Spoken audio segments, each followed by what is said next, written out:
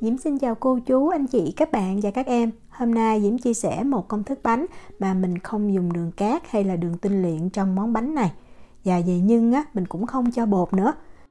Cách làm thì cũng đơn giản. Nếu mình theo từng bước thì Diễm chắc chắn mình sẽ làm được những chiếc bánh trung thu thiệt là đẹp và ngon. Vỏ bánh mềm thơm kết hợp với lại nhân hạt sen táo đỏ bổ dưỡng. Bây giờ mình cùng vào bếp nướng bánh trung thu hạt sen táo đỏ này với Diễm nha. Đầu tiên mình đi chuẩn bị nhân bánh thì mình chuẩn bị táo đỏ trước. Diễm có ở đây là 100g táo đỏ khô. Thì mình mua có loại táo đỏ thì người ta đã lấy sẵn cái hộp ở trong ra rồi. Cái này chưa. Vì vậy bây giờ trước khi mà mình mang đi mình luộc thì Diễm thấy mình nên dùng dao đó, mình cắt đôi cái táo đỏ ra như vậy. Để tí xíu nữa khi mà mình nấu xong mình lấy cái hạt đó ra được dễ dàng. Mình cho vào đây 400ml nước nha. Rồi bây giờ mình bắt cái nồi táo đỏ này lên bếp, mình bật cái lửa lớn và mình nấu cho cái nồi táo đỏ này nó sôi lên. Đó, khi mà mình thấy cái nồi nó sôi lên như vậy thì mình hạ xuống lửa trung bình và mình sẽ nấu trong thời gian là 10 phút. Sau 10 phút thì mình thấy nước đã cạn đi một phần và táo bắt đầu nó cũng mềm như vậy. Thì mình nhắc khỏi bếp. Và mình để ở đây cho táo nó nguội chút và mình lấy hạt ra. Trong thời gian này thì mình đi chuẩn bị hạt sen. Hạt sen hôm nay thì Diễm dùng hạt sen tươi 200g. Nếu mà mình không có hạt sen tươi, mình dùng hạt sen khô là 150g nha. Hạt sen loại này của Diễm dùng thì đã lấy cái tim sen ra rồi. Đó, lúc mà mình mở ra mình thấy không có, nhưng mà cũng còn vài hạt nó sót lại. Nếu mà mình không lấy cái tim sen này ra thì mình ăn nó dễ có cái vị đắng. Nếu mà mình dùng hạt sen khô thì Diễm có chia sẻ cái cách sơ chế rồi. Trong video bánh dẻo lạnh mình có thể xem Bắt một cái nồi nhỏ lên bếp nè. Diễm cho vào đây 500ml nước. Mình cho vào 1/3 muỗng cà phê muối và mình bắt cho nước nó sôi. Khi nước sôi thì mình cho hạt sen vào mình luộc. Thời gian luộc thì từ 15 cho tới 20 phút mình để lửa trung bình nha. Nếu mà có bọt thì mình hớt bọt sạch. Sau 15 phút mình nên kiểm tra. Mình ăn mình thấy hạt sen nó mềm nó bùi là mình đã luộc đạt rồi. Đó, Diễm ăn thử một hạt Nếu mà mình thấy mềm dẻo rồi thì mình đổ ra cái rây, mình để cho hạt sen nó ráo nước. Táo đỏ sau khi mà Diễm đã để nguội rồi đó thì bây giờ mình sẽ lấy cái hộp ở trong.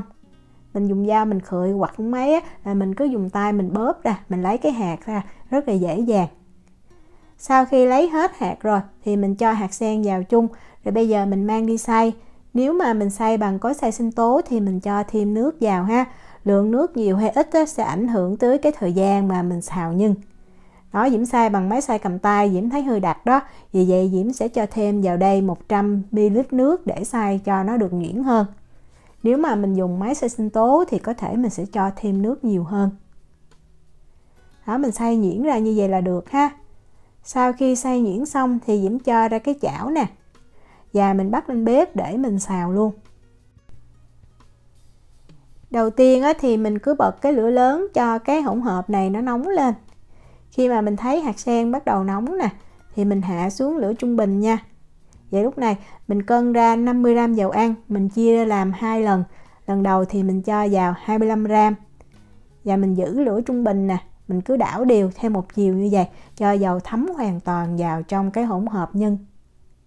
Sau khi mà mình thấy dầu đã đều rồi thì mình cho tiếp phần dầu còn lại. Lượng dầu ăn này mình cũng có thể chia ra làm đôi, 25g mình cho vào lúc mình xay luôn cũng được Đó, rồi Diễm tiếp tục, Diễm giữ lửa trung bình. Mình khuấy đều cho dầu nó thấm hết vào trong cái hỗn hợp nhân này. Và mình giữ lửa trung bình, mình xào thêm khoảng 3 cho tới 4 phút cho cái nhân nó sệt lại tí xíu. Và Diễm sẽ cho vào đây 100g mạch nha. Nếu mà mình không có mạch nha thì mình có thể thay bằng đường hoặc là mật ong. Nhưng mà Diễm thấy mình dùng mạch nha đó, cái nhân nó sẽ dẻo và mình không cần phải cho thêm đường. Mạch nha nếu mà nó đông cứng vậy thì mình cho vào trong lò vi sóng mình hâm chút và nó sẽ mềm, rất là dễ. Tiếp tục bắt chảo lên bếp, mình giữ lửa trung bình và bây giờ mình sên cho nhân nó đặc lại. Lúc đầu thì Diễm để bếp số 7 nè. Cho mạch nha vào thì cái nhân nó sẽ loãng hơn chút. Khi bắt đầu thấy đặc lại như vậy thì Diễm sẽ hạ xuống còn số 5. Lúc mà nhân gần đạt á, thì mình không có nên để cái lửa lớn nha, như vậy nhưng nó rất là dễ bị tách dầu. Nhưng đạt á, thì mình thấy nó dẻo và nó tạo thành khối như vậy. Diễm thấy mình nên cân cho chính xác, thì lượng nhân á, từ 450 cho tới 480 gram nha. Đối với bánh trung thu nướng á, thì mình nên sên cho đạt 450 gram. Còn nếu mà mình làm á, bánh bía nè hoặc là bánh dẻo thì mình có thể sên nhân được 480 gram hay 500 gram cũng được. Cái nhân nó sẽ mềm hơn. Mình đậy kín lại để cho nhân nguội. Khi mà nhân nguội rồi thì mình chia ra làm 15 phần bằng nhau. Mỗi viên nhân á, thì từ 28 cho tới 30 gram. Đó, mình bóp nè, mình thấy nhân nó rất là dẻo ha. Mình bóp cho nó mịn, nó dẻo, sau đó mình vo lại cho tròn. Hôm nay Diễm làm 15 bánh thì mỗi bánh là 50 gram. Mình dùng khuôn bánh trung thu 50 gram ha. Đó, mình xe tròn như vậy, hết 15 viên luôn. Nếu mà mình không làm liền á, thì mình lấy màng bọc thực phẩm mình đậy kín lại nha. Còn nếu mình muốn để qua đêm thì mình cất vào trong ngăn mát tủ lạnh. Bây giờ mình đi làm cái vỏ bánh. Vỏ bánh hôm nay mình sẽ dùng cái mật dừa nước hữu cơ này. Hôm về Việt Nam á, Diễm đi siêu thị Coop á, Diễm thấy là Diễm nghĩ ngay tới cái món bánh trung thu. Đây là đường ăn kiêng và nó là một dạng giống như đường cô đặc á, rất là tốt. Và khi Diễm làm thử, Diễm thấy vỏ bánh không có thua gì mình dùng đường nấu hoặc là mật ong hết. Mình cân ra đây là 100 gram ha. Đường này thì nếu mà mình ở Việt Nam thì rất là dễ dàng. Còn nếu mà mình ở những nơi khác không tìm được á, thì mình cứ thay bằng đường tự nấu, mật ong hoặc là những cái loại syrup thôi.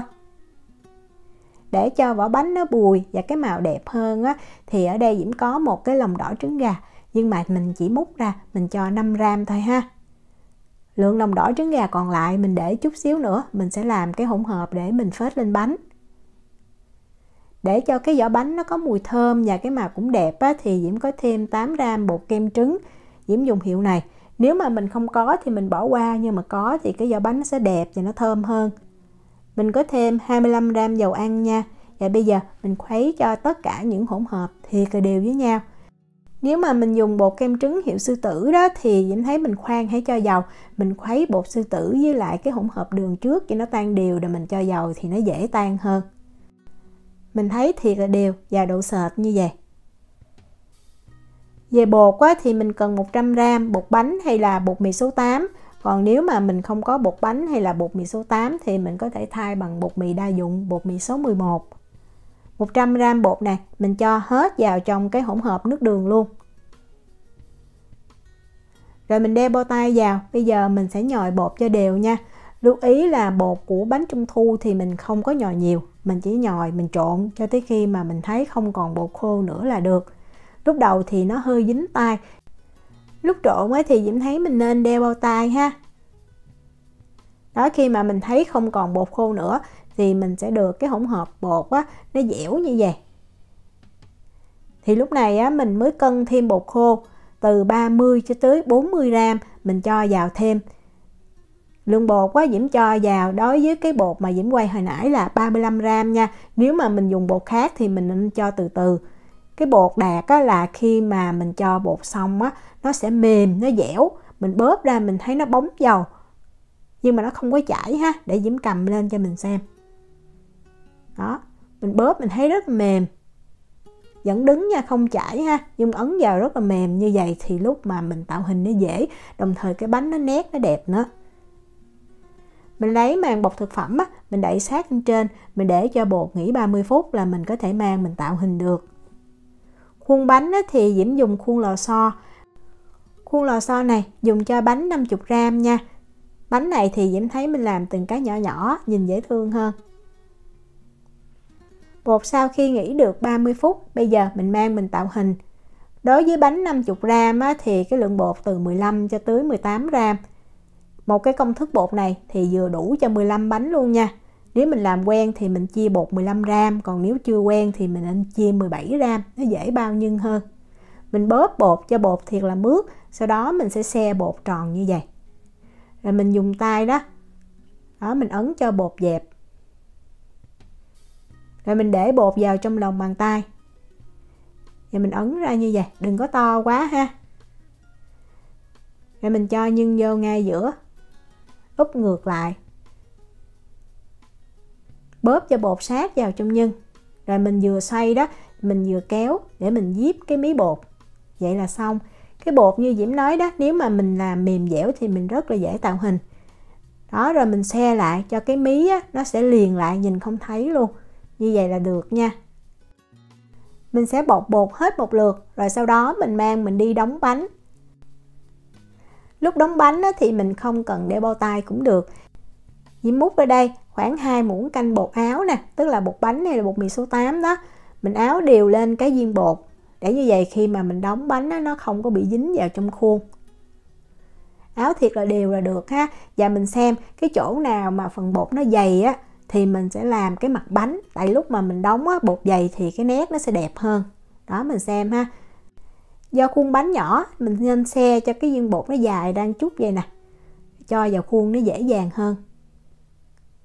Và mình lót bên dưới một cái tờ giấy nướng bánh nha. Mình ấn xuống. Bánh này Diễm thấy đóng rất là dễ.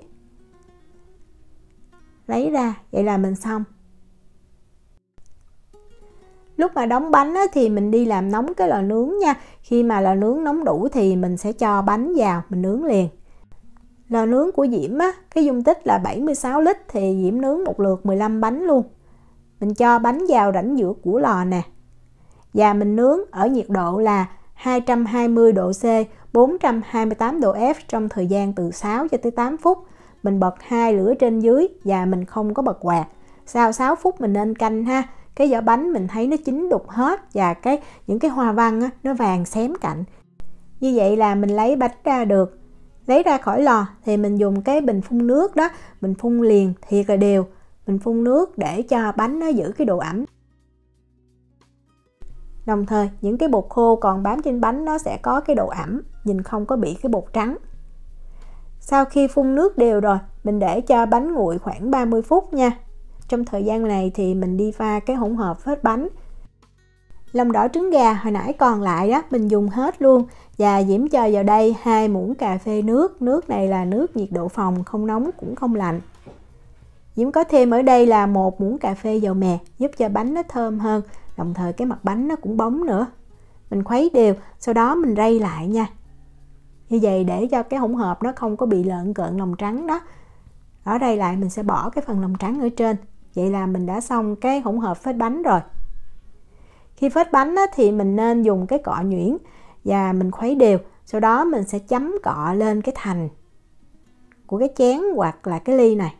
Đừng có cho cái hỗn hợp trứng nhiều quá thì mình phết lên, nó dày nó lại không đẹp. Mình phết một lớp mỏng lên, những cái hoa văn nổi thôi. Phết đều hết nha. Lưu ý là lúc này bánh đã để nghỉ được 30 phút rồi. Trong thời gian mình phết trứng lên bánh đó thì mình cũng đi làm nóng cái lò nướng. Lò nướng nóng đủ thì mình cho bánh vào mình nướng lần thứ hai. Mình cũng để bánh ở rãnh giữa của lò nướng nha. Và lần thứ hai này mình nướng ở nhiệt độ là 200 độ C, 392 độ F trong thời gian từ 5 cho tới 7 phút. Sau 5 phút mình nên canh ha. Mình nướng lâu quá thì bánh nó dễ bị nứt đó nha, Diễm lưu ý. Cái này là Diễm nướng được 6 phút nè. Bánh này á, Diễm có thử mình chỉ cần nướng 2 lần hoặc là 3 lần tùy mình thích ha. Nếu mà mình muốn nướng lần thứ 3 thì mình tiếp tục mình phun nước đều lên trên bánh. Sau đó mình để cho bánh nguội 30 phút. Khi mà bánh đã nguội rồi thì mình lấy cái hỗn hợp phết bánh đó, mình phết đều lên trên. Và mình cũng đi làm nóng cái lò nướng trước nha. Mình cũng để bánh ở rãnh giữa của lò. Và lúc này lần thứ 3 mình nướng ở nhiệt độ là 200 độ C, 392 độ F trong thời gian từ 5 cho tới 7 phút. Thì Diễm cũng nướng 6 phút à. Thì như Diễm nói hồi nãy đó, mình có thể nướng 2 lần hay là 3 lần cũng được. Diễm thử ha, và Diễm thấy mình nướng 2 lần bánh vẫn ngon. Thì như Nguyễn đó, để đảm bảo hơn thì mình nướng 3 lần. Đây là bánh mà Diễm để được 3 ngày nè, vừa mềm vừa thơm, nhân dẻo ngon nữa. Diễm chúc cô chú, anh chị, các bạn và các em thành công với loại món bánh trung thu nhân hạt sen táo đỏ này. Nếu mà có thắc mắc gì thì cứ để lại lời nhắn hoặc là gửi tin nhắn cho Diễm. Diễm cảm ơn sự quan tâm theo dõi video rất là nhiều. Hẹn gặp lại trong những video tiếp theo. Chào tạm biệt.